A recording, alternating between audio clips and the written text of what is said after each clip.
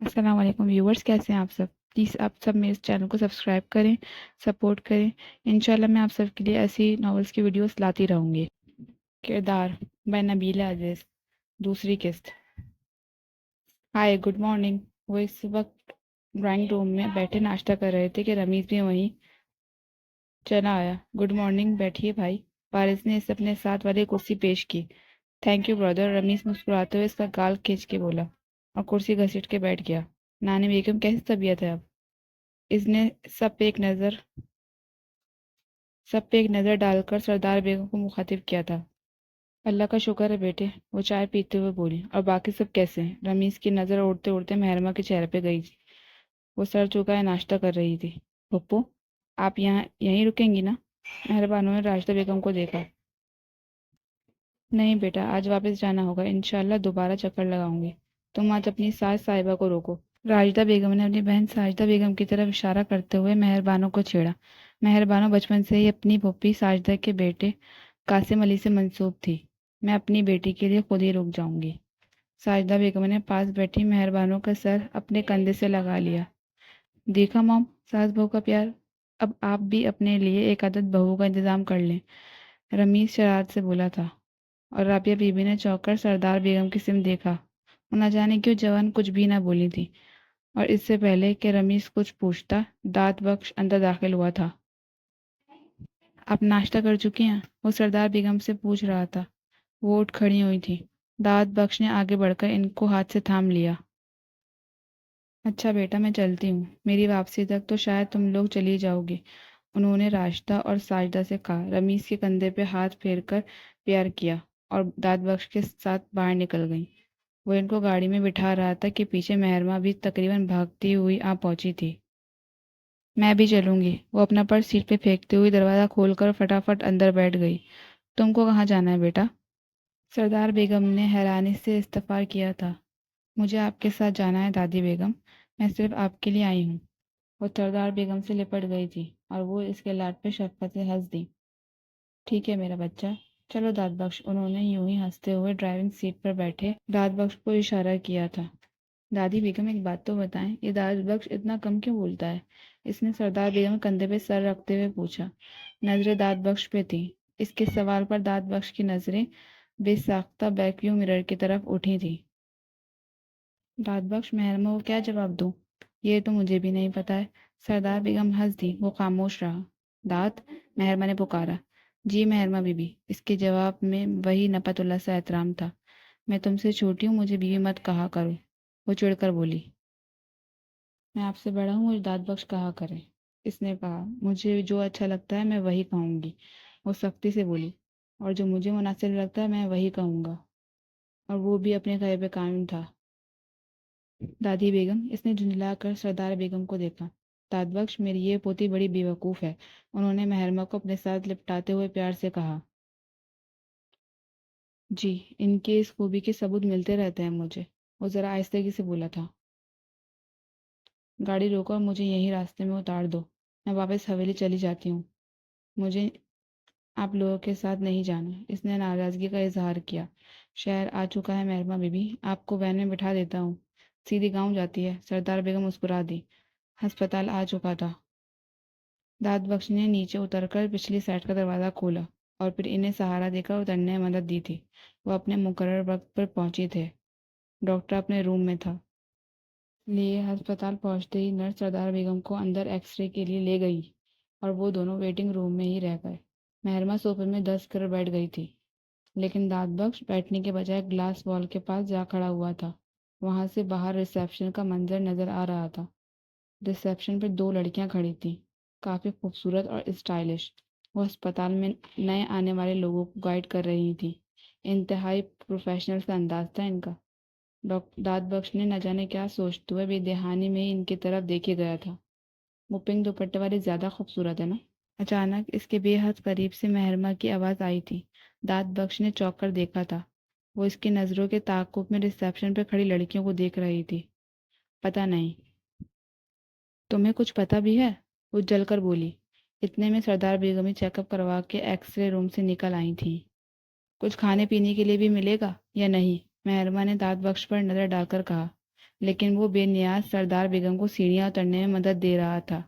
تھوڑی دیر پہلے تم ناشتہ کر کے ہی آئی ہو نا؟ میں ناشتہ ادھورا چھوڑ کر آئی تھی دادی بیگم، وہ ناراضگی سے بولی۔ ابھی دانت بخش سے کہتی ہوں کسی اچھے سے ہوٹل میں لے چلتا ہے، انہوں نے اسے تسلی دی، اور مہرماں اندر ہی اندر خوشی سے ناچ اٹھی۔ دانت بخش، گاڑی کسی ہوٹل میں کچھ دیر کے لیے روکنا، مہرماں کو بھوک لگی ہے، انہوں نے گاڑی میں بیٹھتے ہوئے تاکید کی تھی۔ جیسے آپ کی مرضی، وہ گاڑی سٹارٹ کرتے ہوئے بولا، اور مہرماں آہستگی سے مسکرا دی۔ اسے پتا تھا دانت بخش کی جان جا رہی تھی اس حکم کی تعمیل پہ۔ بانو بی بی، بانو بی بی، دروازہ کھولیے، رجائی نے مہربانوں کے بیڈ روم کا دروازہ بجایا۔ کون پیچھے لگ گیا ہے؟ اتنی اتاولی کیوں ہو رہی ہو؟ مہربانوں نے سستی سے اٹھ کر دروازہ کھول دیا۔ وہ نیچے قاسم صاحب آئے بیٹھے ہیں۔ اس کی لبیں بانو ٹھٹک گئی۔ قاسم صاحب؟ باقی سب کہاں ہیں؟ نگار بی بی اور ماہی بی بی کالج گئی ہیں، وارث بچہ اسکول پڑھنے گیا ہوا ہے، سردار بیگم اور رابعہ بی بی دوسری حویلی گئی ہوئی ہیں، اور چھوٹی بیگم ہاجرہ بیگم سو رہی ہیں۔ رجائی نے باری باری سب کا بتایا تھا۔ اور دانت بخش؟ وہ کہاں ہے؟ اسے بلا لو۔ بانو خود قاسم کے سامنے جاتے ہوئے جھجک رہی تھی۔ وہ زمینوں کی طرف گیا ہے، اس نے کامات فیکٹری بھیجنا تھا۔ رجائی کے پاس سب کی خبر تھی۔ اچھا تم چائے بنواؤ، میں آتی ہوں۔ مہربانو واپس پلٹی اور اپنا دوپٹہ اٹھا کر اچھی طرح اوڑھتی ہوئی باہر نکل آئی۔ السلام علیکم، مہربانو آہستگی سے بولی۔ وعلیکم السلام، کیسی ہیں آپ؟ قاسم علی چونک کر اپنی جگہ سے اٹھ کھڑا ہوا تھا۔ جی ٹھیک ہوں، آپ کیسے ہیں؟ اللہ کا شکر ہے میں بھی ٹھیک ہوں، اس نے خوشگوار لہجے میں کہا۔ اس کی پراشتیاق نظریں مہربانوں پہ ہی تھیں۔ آپ اس وقت؟ وہ کچھ پوچھتے پوچھتے رک گئی۔ کہیں قاسم برا نہ مان جائے۔ میں تو شاید نہ ہی آتا، مار قسمت لے آئی۔ قاسم علی دلچسپی سے اسے دیکھتے ہوئے بول رہا تھا۔ مطلب؟ مہربانو انجان بنی۔ مطلب کہ میں 3-4 روز سے شہر گیا ہوا تھا، آج ہی واپسی ہوئی ہے۔ راستے سے گزرتے ہوئے سوچا کہ چلو سب سے ملتے ہوئے جاتا ہوں، مگر یہاں اگر پتہ چلا کہ یہاں تو کوئی ہے ہی نہیں سوائے میری قسمت کے۔ قاسم علی کا لہجہ شوق ہو رہا تھا۔ یہاں صرف میں ہی نہیں ہوں، چھوٹی امی بھی ہیں، وہ سو رہی ہیں محترمہ، رجائی نے اسے بتا چکی تھی۔ تب ہی وہ اتنا کھل کر بات کر رہا تھا۔ وہ سوتے میں بھی آنکھ کھلی رکھتی ہیں، واہ کیا کوالٹی ہے ان کی۔ قاسم علی ہنسا تھا۔ تب ہی دانت بخش ڈرائنگ روم میں داخل ہوا، اور مہربانوں کو قاسم علی کے مقابلے میں صوفے پر بیٹھے دیکھ کر ٹھٹک گیا، لیکن پھر اپنی اچانک مداخلت پر شرمندہ بھی ہو گیا تھا۔ آئی ایم سوری، مجھے نہیں پتا تھا کہ آپ لوگ بیٹھے ہوئے ہیں، وہ شرمندگی سے لہجے میں کہتا واپسی کے لیے پلٹا۔ دانت بخش، تم بیٹھو، گھر پہ کوئی اور بھی نہیں تھا اس لیے مجھے یہاں آنا پڑا۔ مہربانوں نے جیسے صفائی دی تھی۔ چائے وغیرہ لی آپ نے؟ دانت بخش کو ٹیبل خالی دیکھ کر خیال آیا۔ تمہاری بانو بی بی اتنی اچھی میزبان نہیں ہے دانت بخش، وہ تو مجھے یہاں سے جانے کا کہہ رہی تھی۔ مہربانوں نے باہر نکلتے ہوئے اس کا جملہ سنا تھا اور مسکراتی ہوئے کچن کی طرف آ گئی۔ رجائی، ذرا جلدی ہاتھ چلا لیا کرو، کام کے وقت تمہاری ساری پھرتی نہ جانے کدھر جاتی ہے۔ مہربانو رجائی پر خفا ہوئی تھی۔ بس بانو بی بی، سب تیار ہو گیا ہے، رجائی ٹرے اٹھاتے ہوئے بولی۔ کمل بھجوا دیا تم نے؟ قاسم علی رجائی سے چائے کا کپ لیتے ہوئے دانت بخش سے مخاطب ہوا تھا۔ کچھ کل بھجوایا اور کچھ آج۔ دانت بخش نے بھی کپ تھام لیا۔ اس بار جس شوگر مل کو کماد بھجوانے کا ہمارا ارادہ تھا وہاں پہلا ہاتھ تم نے مار لیا، قاسم علی نے کہا۔ پہلا ہاتھ نہیں قاسم صاحب، دوسرا ہاتھ۔ میں پچھلے سال بھی اس شوگر مل میں کماد بیچ چکا ہوں، پچھلی بار ہمارا نقصان بھی ہوا تھا، ایک ٹرالی کسی کھڈے میں گر گئی تھی، تم نے وہ پچھلی بار کی کسر اب پوری کر لی ہے۔ ظاہر ہے کاروبار میں ہونے والے نقصان کا کاروبار سے ہی پورا کرنا ہوتا ہے قاسم صاحب، یہ سارا کاروبار لین دین، آمدان اور خرچہ وغیرہ سردار بیگم کا ہے، یعنی میرے لیے ایک امانت ہے، اس لیے مجھے اس امانت کی پائی پائی کا حساب رکھنا ہوتا ہے، اس نے رسانیت سے کہا۔ قاسم علی چپ ہو گیا۔ اور رہی بات آپ کے ارادے کی تو اگر مجھے پتا ہوتا تو شاید میں کہیں اور فروخت کر دیتا، دانت بخش نے معذرت کی تھی۔ ارے کوئی بات نہیں یار، مال تم بھجواؤ یا ہم، بات تو ایک ہی ہے نا، اس حویلی میں اور اس حویلی میں کوئی فرق تو نہیں، قاسم علی نے سر جھٹکتے ہوئے اطمینان سے کہا، اور پھر چائے پینے کے فوراً بعد ہی جانے کے لیے کھڑا ہو گیا تھا۔ دانت بخش اسے گاڑی تک چھوڑنے گیا تھا۔ تمہارے لیے کھانا لگاؤں؟ رجائی کو پتا تھا کہ وہ صبح سے زمینوں کی طرف نکلا ہوا ہے اور اس نے ابھی تک کچھ بھی نہیں کھایا۔ میں پہلے نہا لوں پھر کھانا کھاتا ہوں۔ وہ کہتے ہوئے ڈرائنگ روم میں کھلنے والے لوہے کی جالی کے دروازے کو کھول کر اپنے کمرے کی طرف آ گیا۔ اسے واقعی بہت بھوک لگی تھی، اس لیے وہ نہا کر سیدھا ڈرائنگ روم میں آیا تھا۔ وہ کرسی کھینچ کر بیٹھ گیا تو چند ہی منٹوں میں رجائی نے کھانا ٹیبل پر سجا دیا۔ میرا کھانا؟ اچانک مہرمہ کی بلند آواز میں صدا ابھری تھی۔ وہ کالج سے لوٹی تھی اور سیدھا ڈرائنگ روم میں آئی تھی۔ داد بخش اس کی آواز پہ ٹھٹک گیا۔ میں ابھی لگاتی ہوں ماہی بی بی۔ رجائی تیزی سے پلٹ گئی۔ وہ عین اس کے سامنے والی کرسی کھینچ کر بیٹھ گئی۔ نظریں اس پہ مرکوز تھیں، لیکن وہ اپنے دھیان میں مگن کھانا کھانے میں مصروف رہا۔ اس کی کوشش جلد از جلد یہاں سے اٹھنے کی تھی۔ کھانا کوئی چرا نہیں لے گا، کھاتے ہوئے دیکھ تو لیا کرو۔ نظریں تو ساری تباہی کی جڑ ہوتی ہے، سکون سے بولا تھا۔ مجھے دیکھنے سے کون سی تباہی ہو جائے گی؟ مہرمہ چبا کر بولی تھی۔ اسی ایک نظر کی بدولت ہی تو انسان کے اندر خواہش جاگتی ہے۔ داد بخش کا جواب بھی عجیب تھا۔ اور تم خواہشوں کے جاگنے سے ڈرتے ہو؟ ہاں ڈرتا ہوں، کیونکہ جب انسان کے اندر خواہشیں جاگتی ہیں تو پھر ہر چیز کا اور ہر رشتے کا ڈر اور خوف ختم ہو جاتا ہے۔ انسان اپنی خواہشوں کو پورا کرنے کے لیے سب کچھ کر گزرتا ہے۔ اتنی پرہیزگاری بھی اچھی نہیں ہوتی داد بخش، اور اتنی بے خوفی بھی اچھی نہیں ہوتی مہربا بی بی۔ وہ گلاس میں پانی انڈیلتے ہوئے بولا۔ تم بزدل ہو، اپنی بزدلی چھپانے کے لیے پارسائی کا لبادہ اڑ رکھا ہے۔ بزدل مرد کچھ نہیں کر سکتا اور بے خوف عورت سب کچھ کر سکتی ہے، سخت اور کھردرے لہجے میں کہتا کرسی دھکیل کر کھڑا ہو گیا تھا۔ داد مہرمہ اس کی چوٹ پر بلبلا اٹھی۔ میں داد بخش ہوں مہرمہ بی بی، مجھے داد بخش ہی رہنے دے۔ زمین کی خاک کو سر پہ مت چڑھائیں، سر پر پڑی خاک بربادی کی علامت کہلاتی ہے۔ سردار بیگم نے داد بخش کو فرش سے اٹھا کر عرش پہ بٹھا دیا۔ پلیز ایسا کچھ مت کیجیے کہ سردار بیگم کو اسی داد بخش کو عرش سے اٹھا کر فرش پہ پھینکنا پڑے۔ داد بخش سہ نہیں پائے گا، کہتے کہتے جیسے کمزور پڑ گیا تھا اور پھر وہاں سے نکلتا چلا گیا تھا۔ مہرمہ شدت ہی بیٹھی رہ گئی تھی۔ داد بخش اپنے آپ کو، اپنی ذات کو کس خول کے اس دائرے میں رکھتا تھا، یہ تو اسے آج پتہ چلا تھا۔ سنہری دھوپ سونا اگل رہی تھی اور لوگ سردی سے بچنے کے لیے سنہری دھوپ کا زیور اپنے تن پہ سجانے کے لیے سورج کے سائے تلے بیٹھے تھے۔ تو آج سردار بیگم کا تخت بھی حویلی کے لان میں سجا دیا گیا تھا اور جھنجھلاتی دھوپ ان کے ارد گرد حصار باندھ کے کھڑی ہو گئی تھی۔ وہیں بیٹھے بیٹھے گاؤں کی دو عورتیں بھی ان سے ملنے چلی آئیں۔ رکھی، آج دھوپ نکلی ہے تو چاول ہی صاف کروا لو۔ سردار بیگم تکیے کے سہارے ذرا سا اٹھتے ہوئے بولی۔ جی سردار بیگم، میں بھی یہی سوچ رہی تھی۔ رجائی اجو اور رفیق سے کہو چاولوں کی بوری نکال کر یہاں رکھ جائے، میں یہاں کپڑا بچھاتی ہوں۔ رکھی نے ہدایت دی۔ رکھی نے بڑا سا موٹا کپڑا بچھایا اور رجائی اجو اور رفیق سے وغیرہ سے کہہ کر گودام سے چاولوں کی بوری نکلوا کر لے آئی تھی۔ میں بھی ہاتھ بٹا دوں؟ گاؤں کی ایک عورت اٹھتے ہوئے کہا۔ ارے نہیں نہیں رکیہ، بیٹھو تم مہمان ہو یہاں۔ سردار بیگم نے اس عورت کو روک دیا تھا۔ یہ تو آپ کا بڑا پن ہے سردار بیگم۔ وہ عورت اتنی عزت پہ بڑی خوش ہوئی تھی۔ ہم دونوں آپ کے پاس کسی کام سے آئے تھے۔ اس عورت نے ذرا ٹھہر کر تمید باندھی۔ ہاں ہاں بولو، کیا کام ہے؟ وہ دراصل میرا بیٹا گاؤں کے اسکول سے 10 جماعتیں پڑھ چکا ہے، اب شہر کے کالج میں پڑھنا چاہتا ہے، لیکن ہمیں شہر کے کالج میں داخلے وغیرہ کچھ بھی پتہ نہیں ہے، اس لیے ہم چاہتے ہیں کہ آپ اس کا داخلہ کروا دیں۔ انہوں نے ذرا جھجک کر کہا تھا۔ لو، اتنی چھوٹی بات کے لیے اتنا زیادہ پریشان ہو رہی تھی؟ سردار بیگم مسکرا دی۔ تم پریشان نہ ہو، میں داد بخش سے کہوں گی، وہ تمہارے بیٹے کا داخلہ کروا دے گا۔ بس 10ویں جماعت میں اس کے نمبر اچھے ہونے چاہیے۔ یہ لیں چائے۔ رجائی ٹرے میں چائے اور بسکٹ سجائے آ گئی۔ یہی تو اس حویلی کی خاصیت تھی کہ ہر آنے والے کی عزت اور قدر کی جاتی تھی، چاہے کوئی فقیر ہوتا، چاہے گاؤں کا کوئی کمین مکین، چاہے اپنا کوئی قریبی عزیز۔ بہت مہربانی سردار بیگم، بہت بہت مہربانی۔ وہ مشکور ہونے لگی تھی۔ سردار بیگم ان کے ساتھ باتوں میں مصروف تھیں، تب حویلی کا گیٹ کھلا اور ایک چمچماتی ہوئی پیجارو اندر داخل ہوئی۔ پھر اس میں سے رمیز کا چہرہ نمودار ہوا تھا۔ رمیز؟ سردار بیگم اسے دیکھ کر چونک گئیں۔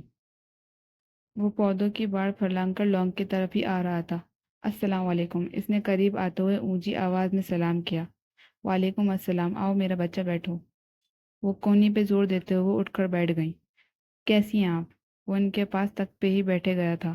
اللہ کا شکر ہے بیٹا، ٹھیک ٹھاک ہوں، تم سناؤ، ماں کیسی ہے تمہاری؟ وہ بالکل فٹ ہیں۔ ہاں، آپ کو سلام کہہ رہی تھی۔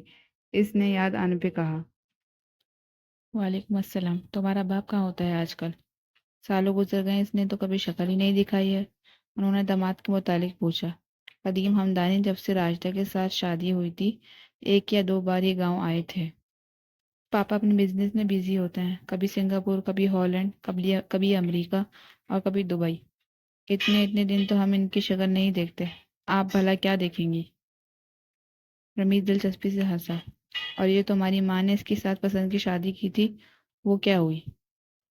جب اتنے اتنے دن اپنی شکل نہیں دکھاتا تو اس کی شکل کی خاک دیکھتا ہوگا، یا گھر کی چمکتی دمکتی دیواروں کو دیکھ دیکھ کر خوش ہوتی رہتی ہے؟ دونوں عورتیں اٹھ کر جا چکی تھیں، اسی لیے سردار بیگم رمیش کے ساتھ کھل کر بات کر رہی تھیں۔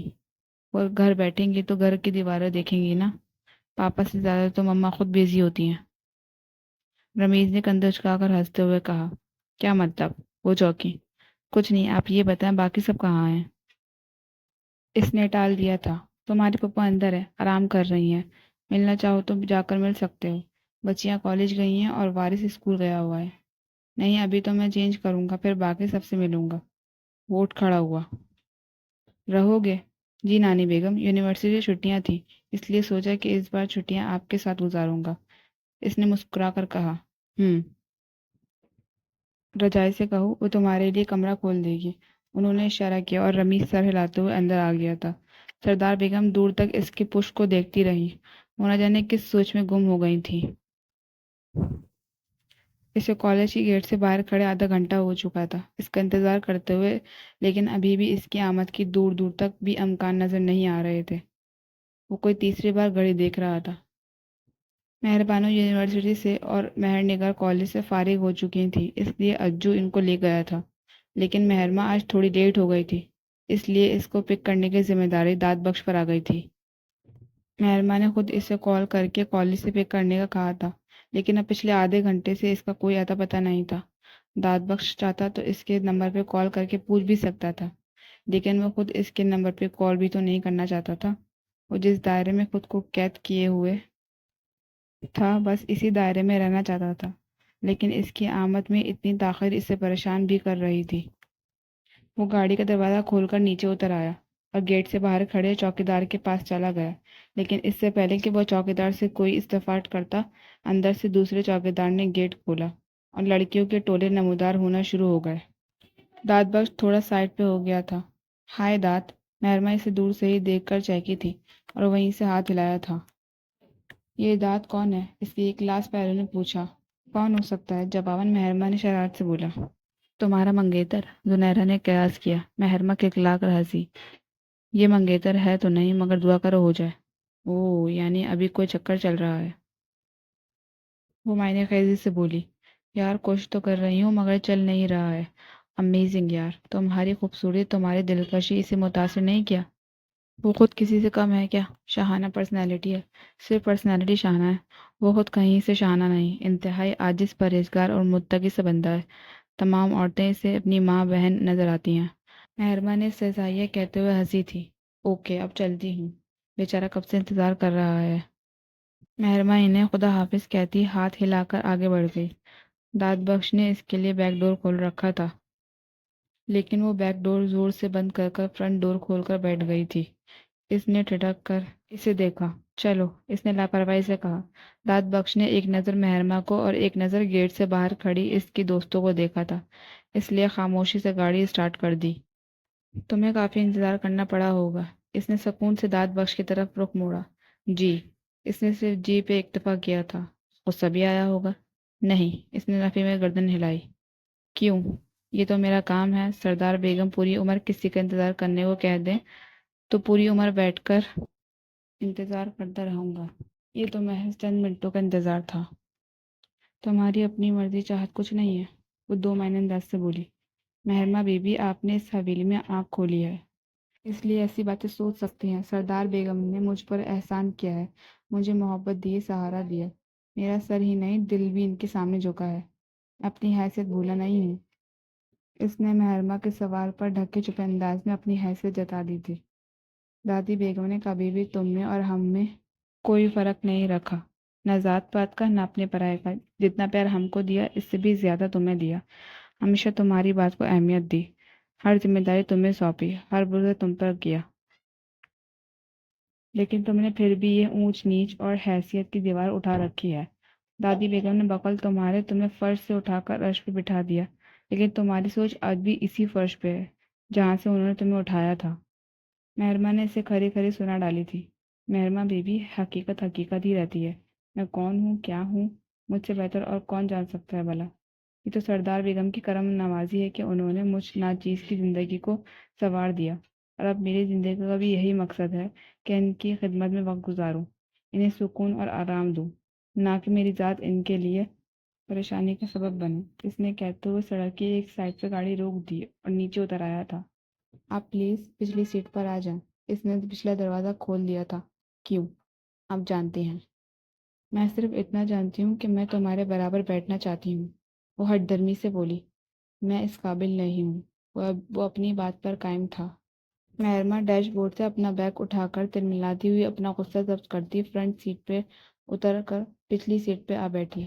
اس کے بیٹھتے ہی داد بخش نے دروازہ بند کیا اور ڈرائیونگ سیٹ پر آ گیا۔ پھر باقی کا تمام رستہ بالکل خاموش رہی تھی، اور اس کی خاموشی اس کے غصے کا اظہار تھی۔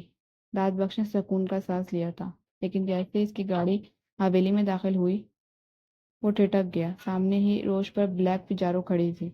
رمیز صاحب آئے ہیں، اس نے حیرانی سے سوچا، اور اس کے پجارو کے پیچھے ہی گاڑی پارک کر دی۔ کیا بات ہے جناب، یہاں مہمانوں کو کمپنی دینے کا کوئی رواج نہیں ہے کیا؟ مہرماں شال اوڑھے بالکنی میں کھڑی تھی، اور اس کے پیچھے رمیز بھی وہیں چلا آیا۔ نیچے سب لوگوں کی کمپنی کم پڑ گئی تھی کیا؟ آپ کو جو میری کمپنی کا خیال آ گیا، یہی سمجھ لو۔ رمیز نمائندہ انداز میں مسکرایا۔ مایوسی ہوگی آپ کو؟ کیوں جناب؟ میرا موڈ خراب ہے، اس لیے بہتر ہے کہ آپ بھی چپ رہیں اور مجھے بھی چپ رہنے دیں۔ اور ہاں، مجھے یہ جناب شناب کہنا اچھا نہیں لگتا، احتیاط کیجیے، اس نے کرارا سا جواب دیا تھا۔ تو پھر کیا کہوں؟ مہرماں دو ٹوک بولی۔ نہیں، میں تمہیں ماہی کہوں گا جس سے باقی سب کہتے ہیں۔ ٹھیک ہے۔ تمہارا موڈ کیوں آف ہے؟ نمیز نے اسے گہری نظروں سے دیکھتے ہوئے پوچھا۔ میں زیادہ پرسنل سوال پسند نہیں کرتی، مہرماں ناگواری سے بولی تھی۔ رمیز نے ذرا سرپٹا کر اسے دیکھا۔ وہ صرف ضدی اور ہٹ درم ہی نہیں، خاصی منہ پھٹ بھی لگ رہی تھی، اور کسی منہ پھٹ سے مروت کی توقع رکھنا انتہائی باز تھا۔ رمیز کو خاصا مشکل پروجیکٹ لگی تھی وہ۔ آج تو خاصی روڈ بھی ہو رہی ہو۔ پلیز رمیز بھائی، وہ جھنجھلا کر بولی۔ صرف رمیز بھی کہہ سکتی ہو۔ اوکے اوکے رمیز صاحب، پلیز، آپ کو برا لگے گا، لیکن میں مجبور ہوں، آپ سے ٹھیک طرح سے بات نہیں کر پاؤں گی۔ آپ نیچے چلے جائیں، بانو اور نگار وغیرہ آپ کو کمپنی دیں گی۔ رمیز کو تاؤ آیا تھا، لیکن پھر بھی نظر انداز کر گیا۔ اوکے، میں چلتا ہوں، لیکن اس امید کے ساتھ کہ صبح تم سے فریش موڈ کے ساتھ ملاقات ہوگی۔ رمیز وہاں سے چلا گیا تھا، لیکن مہرماں وہیں بالکنی میں کھڑی رہی، اور اسے کھڑے کھڑے کافی دیر گزر گئی تھی۔ جب مہر بانو اندر داخل ہوئی۔ کیا بات ہے؟ کیا آج پھر داد بخش کے ساتھ کوئی جھگڑا ہوا ہے؟ مہر بانو نے چھوٹتے ہی استفسار کیا تھا۔ تمہیں کیسے پتا؟ مہرماں نے مہر بانو کو حیرانی سے دیکھا۔ پوری حویلی میں ایک وہی تو ہے جو تمہاری بات سے اختلاف کرتا ہے، لیکن آج بھی ایسا ہی کچھ ہوا ہوگا۔ آج تو تم کالج سے اکیلی ہی اس کے ساتھ آئی ہو۔ مہر بانو نے کافی گہرائی سے مشاہدہ کیا تھا اور درست اندازہ لگایا تھا۔ مہرماں، تم جس راستے پر چل رہی ہو، انجام سوچا ہے تم نے؟ مہر بانو کا لہجہ سنجیدہ تھا۔ انجام کوئی بھی نہیں سوچتا، اور جو انجام سوچتا ہے وہ آغاز بھی نہیں کرتا۔ وہ بھی مہر بانو کے قریب آ کھڑی ہوئی تھی۔ وہ زمانے اور تماہی جہاں لوگ دل کے کہے پر چل پڑتے تھے، یہ زمانہ اور ہے۔ یہاں ہر کام باقاعدہ پلاننگ سے اور سوچ سمجھ کر کیا جاتا ہے، کیونکہ یہ زمانہ بہت فاسٹ ہے، انتہائی تیز رفتار اور تیز دھار۔ یہاں منہ کے بل گرنے کا اور کچل جانے کا خدشہ زیادہ ہوتا ہے۔ مہر بانو نے اسے سمجھانے کی کوشش کی تھی۔ تم کہنا کیا چاہتی ہو؟ یہی کہ تم اپنی نادانی اور بے وقوفی سے باز آ جاؤ۔ جسے تم بے وقوفی اور نادانی کا نام دے رہی ہو، وہ میرے دل کی خوشی ہے بانو، مہرماں تڑپ کر بولی تھی۔ تمہارے دل کی خوشی دادی بیگم کے دل کا آزار بن جائے گی مہرماں، اور وہ مفت میں مارا جائے گا۔ یہ اونچی حویلیوں والے اپنی خود سر بیٹیوں پہ الزام نہیں ڈالتے، ان کے عطاپ کا نشانہ غریبوں کے فرزند ہی بنتے ہیں۔ دادی بیگم ہم سب کے لیے کتنی ہی نرم خو سہی، لیکن اس معاملے میں ان کا جلال بھی دیکھنے والا ہوگا، اور نشانہ داد بخش ہی بنے گا۔ مہر بانو نے حقیقت پسندی لیتے ہوئے اسے سب صاف صاف بتا دیا تھا۔ रजाई दाद बख्श कहाँ है? वो 2 दिन से कहीं नजर नहीं आया। महरमा कॉलेज से वापसी पे लंच के लिए बैठी तो बेसाख्ता ही पूछ लिया। 2 दिन से इन दोनों का कोई आमना सामना नहीं हुआ था। इस बेचारे की तबीयत ही बहुत खराब है।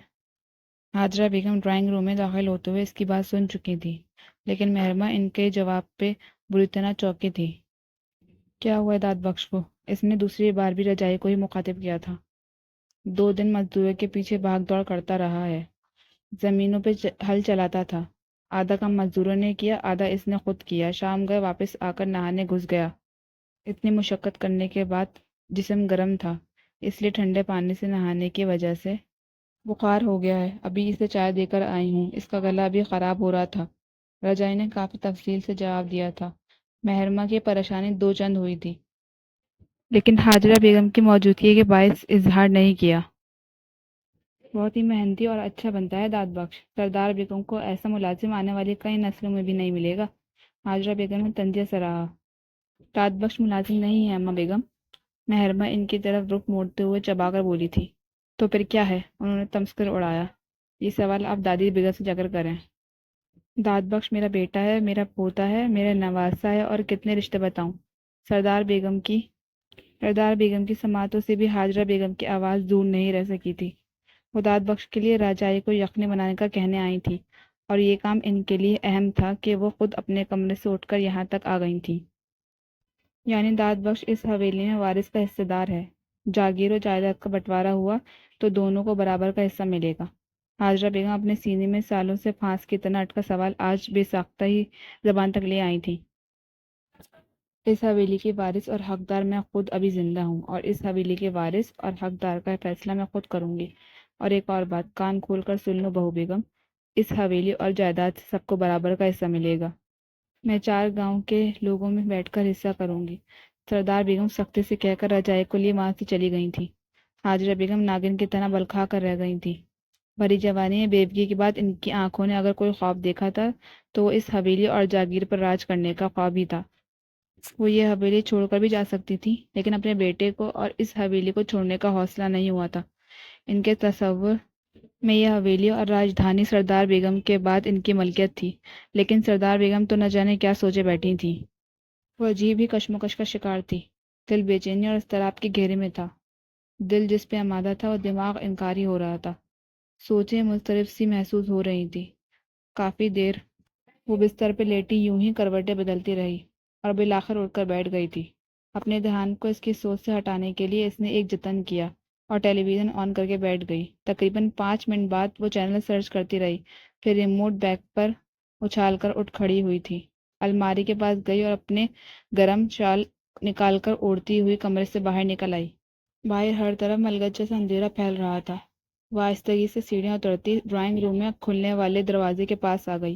ये दरवाज़ा खुलते और बंद होते हुए अच्छी खासी आवाज़ पैदा करता था। इसकी चिड़चिड़ाहट दूर तक सुनाई देती थी।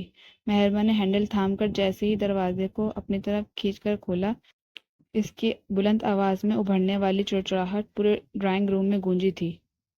वो इस दरवाजे को कोसती हुई दांत बख्शी कमरे की राहदारी में दाखिल हुई, लेकिन जैसे ही हैंडल को छोड़ा, दरवाजे ने बुलंद होते हुए भी वही एहतजाज बुलंद किया था। मनहूस वह बढ़ाती हुई दांत बख्श के बेडरूम के सामने आ रुकी। एक लम्हे के लिए ठहर कर अपना मूड दुरुस्त किया और फिर दरवाजे पर हाथ से हल्का सा दबाव डाला था। दरवाज़ा खुलता चला गया था। दांत बख्श कभी भी अपने बेडरूम का दरवाज़ा अंदर से बंद करके नहीं सोया था, गोया इसका कुछ भी पर्सनल नहीं था। मेहरमा बिना आहट के अंदर आ गई थी। अंदर कमरे में नीले रंग की जीरो बल्ब की मध्यम सी फुजूल रोशनी फैली हुई थी। कमरे का माहौल खासा ख्वाबनाक लग रहा था। मेहरमा के दिल की लय बदल गई थी। वो दबे कदमों चलती हुई इसके बेड के करीब आ गई। दाद बख्श दाएं करवट सोया हुआ था। दाद, इसने धम सी आवाज में पुकारा। दाद, दोबारा आवाज दी गई, लेकिन वो शायद दवाइयों के जेर असर गहरी नींद सोया हुआ था। मेहरमा बेड के करीब ही दो जानों कालीन पे बैठ गई। इसके ऐन सामने दाद बख्श का चेहरा था। इसके सिया बाल इसकी कुशादा पेशाने पे गिरे हुए थे। हम्मा वक्त इसकी इज्जत और एहतराम में झुकी रहने वाली आंखें नींद से हमकिनार थीं। सियाह घनी मूंछों तले दबे कटावदार होंठ नरमी से बीछे हुए थे, और 2-3 दिन की बढ़ी हुई शेव भी मेहरमा की अनीक निगाह से मुख्फी नहीं रह सकी थी। दाद बख्श, न जाने किस माँ के लाल हो तुम। तुम्हारी जवानी तो इसने देखी ही नहीं। देख लेती तो फख्र करती, तुम्हें पैदा करने पर इतराती। आहिस्तगी से अपना हाथ शाल से निकाला और इसकी पेशानी से बाल हटाकर इसकी पेशानी पे रख दिया था। इसकी पेशानी बुरी तरह तप रही थी, लेकिन दादबख्श ठंडे हाथ के सर्द लम्स पे करंट खा कर बेदार हुआ था। वो तड़प कर उठ बैठा था। मेहरमा बीबी, इसने मलगचन दिर में भी इसे पहचान लिया था। कैसी तबीयत तुम्हारी? मैं तुम्हारी तबीयत पूछने आई थी। मेहरमा ने खुद ही हाथ बढ़ाकर साइड रखा छोटा सा लैम्प जला दिया था। मेरी तबीयत? मगर इस वक्त? इसने वॉल क्लॉक की सिम देखा। रात का 1 बजा था।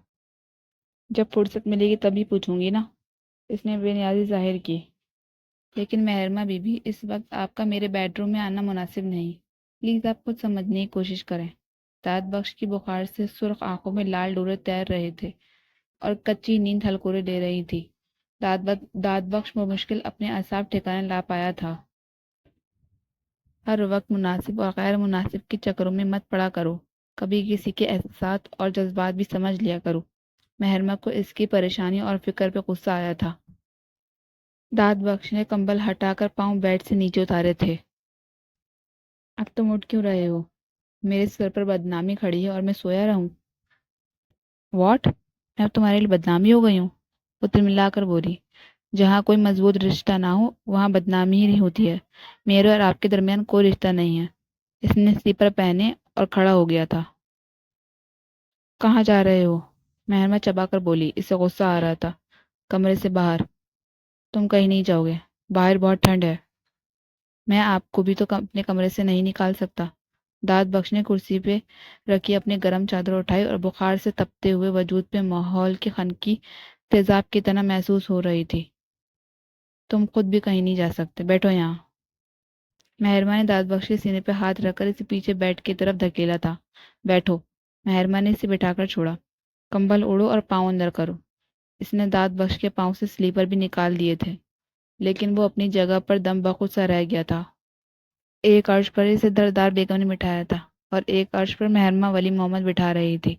दाद बख्श की नजरें मेहरमा पे गड़ी थी। वो जो इसे आंख उठाकर भी नहीं देखता था, आज आंखें फैलाए इसे देख रहा था। इसने नजर उठाकर दाद बख्श को देखा, लेकिन इसे अपनी अपनी तरफ देखते पाकर इसकी पलकें बेसाख्ता झुक गई थी। वो सरापा इसके सामने थी, इसकी मोहब्बत और एक नज़र की इनायत की मुंतजिर। इसके रोम रोम से दाद बख्शी मोहब्बत की महक उठ रही थी। वो सरापा संदल बनी हुई थी। दाद बख्श चाहता तो अपने घुटनों पे रखे इसके हाथों पे अपने हाथ रखकर इसकी मुंतजिर मोहब्बत को कबूलियत की सन दे सकता था, लेकिन अगर वो ये चाहता तो और बहुत कुछ खो देता। और इस बहुत कुछ में सरफहरस्त सरदार बेगम का एतबार और अपने किरदार का फ़ख्र था। वो दोनों चीज़ें ही नहीं खो सकता था।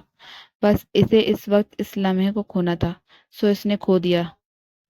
वो मेहरमा वली मोहम्मद के हाथ बेमुरापती से झड़क कर खड़ा हो गया और दूसरे ही लम्हे कमरे से बाहर निकल गया था और मेहरमा अपनी जगह पे पतराई हुई बैठी रह गई थी।